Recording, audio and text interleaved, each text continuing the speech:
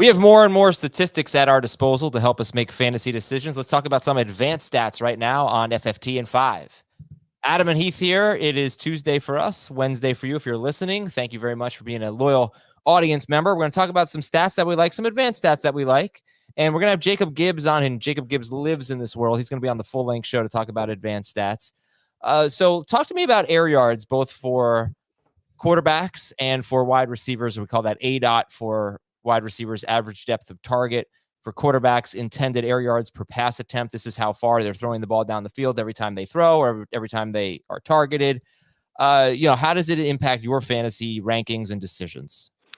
I think it's interesting, especially for the wide receivers, just to see how they're being used. And we've talked about this before. It's almost better if that ADOT is high, but not too high. You look at a guy like last year, Marquez Valdez-Scantling, 17.9 yards average depth of target. Those types of guys don't get enough targets to be consistent fantasy producers. At the same time, you get a guy that's down around 5 yards per target, and unless he's Deebo Samuel, that guy's probably going to struggle a little bit as well. You mostly see the tight ends in that type of range. You see the running backs and Deebo even shorter than that sometimes.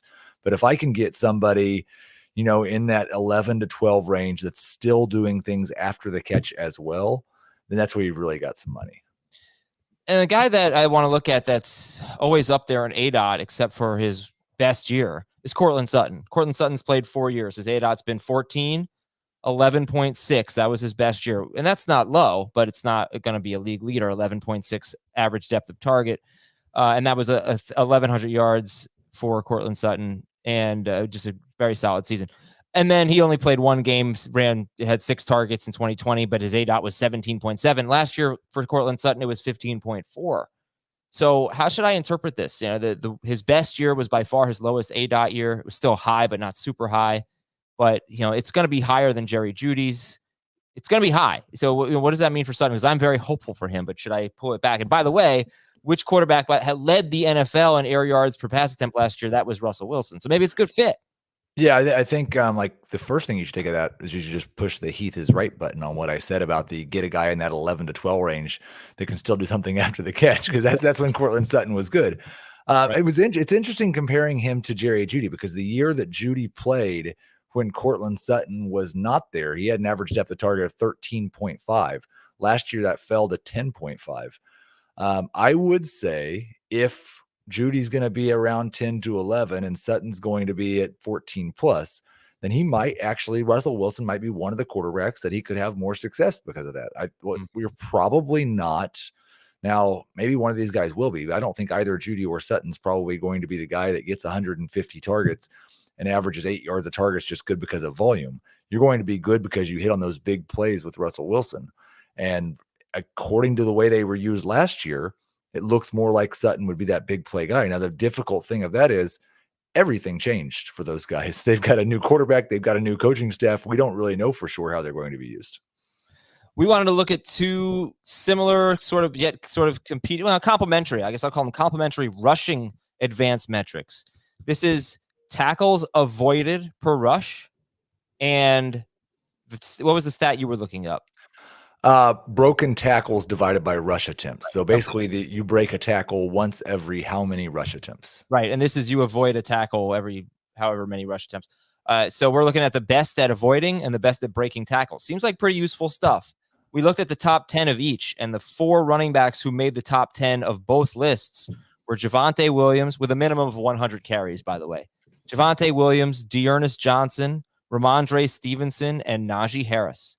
Javonte, Dearness Johnson, Najee Harris, and Ramondre Stevenson. I need to clarify. Was Nick Chubb on your list? Yeah, 10th. So we have 5, and was Josh Jacobs on your list? Yeah. Where I missed we have 6. 6 of the top 10 were the same. I guess what you didn't give me 10 when we were talking off air. I'm sorry. Right. Well, and I did say Nick Chubb, and I think you just overlooked it. But no, I think does that matter at all?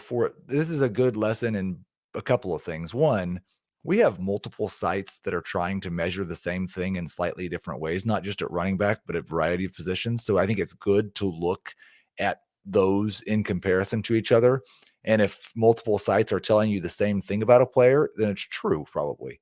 If you have guys who rank really well in one thing and not very well in another that's supposed to be measuring the same thing, then there's a little bit of a red flag there, and we don't necessarily know.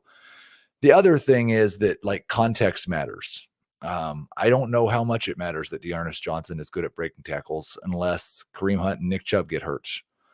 Sure. And I'm not sure in Ramondre Stevenson's situation it's going to matter very much at all, but it's encouraging for Javonte. It's encouraging for Chubb. It gives you hope that Josh Jacobs, even if he doesn't see that massive receiving share that he saw last year, that he could still have some value in this new offense.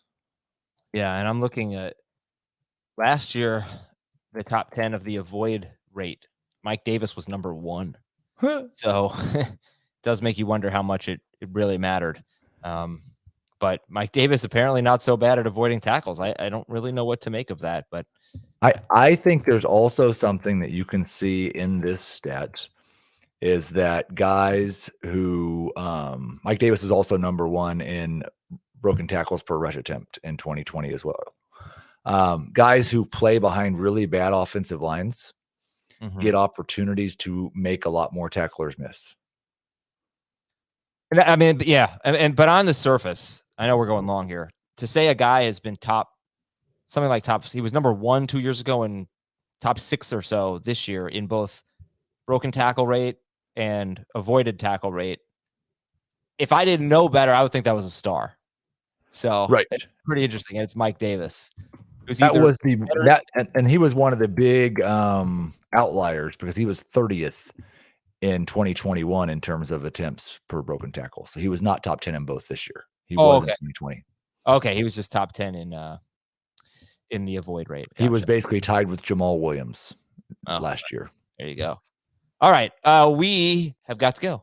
Thank you very much for listening to Fantasy Football Today in 5. We will talk to you tomorrow with another episode. We'll have Jacob Gibbs on FFT in 5 as well. See you later, everybody.